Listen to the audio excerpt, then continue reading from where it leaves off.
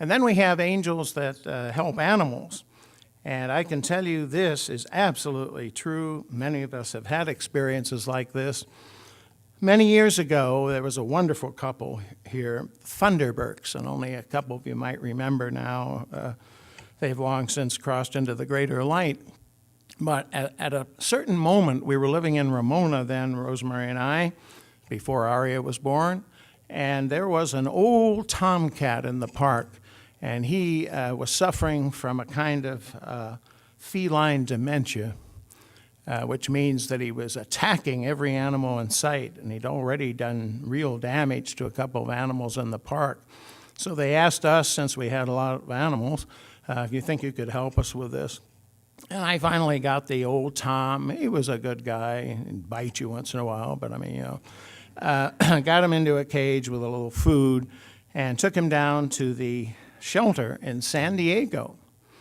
And I didn't know if that we were too new. I didn't know of other shelters closer by. And as I signed, and I was sad to send the old boy across, but it was for his greater good. And he was in pain. He'd had one paw damaged very severely, maybe caught in a trap, and he was in real pain, about 15, 17 years old, I'd say. So I paid to have him put down painlessly and was filling out the papers when this guy in a three-piece suit came in. Never forget that. And he had the most beautiful dog, a Sheltie. He said, I can't deal with him. I'm too busy in my business. I'm paying to have him put down.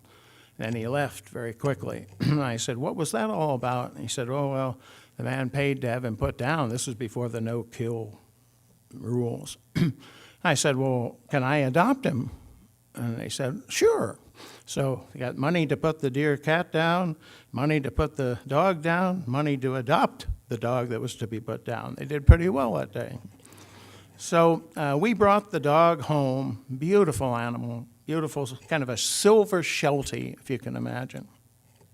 And we at that time, I think, had 4 animals.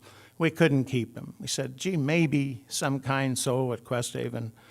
I guess we had a lot of nerve sticking our animal on somebody here, but I said, if we tell them the story that we saved him, maybe somebody will take him. Well, we brought him to Questhaven, parked up above. The dog got out, looked at us, ran down to where all the people gather before the service, and the Thunderbergs were there.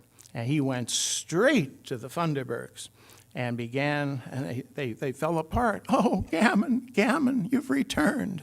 And they had lost a dog we didn't know, looked exactly the same as Gammon. And he recognized them immediately. Now, from an angelic standpoint, think of what it took to get all that together, the right timing to go into the shelter, to be willing to adopt a strange dog because somebody was putting him down. He looked great.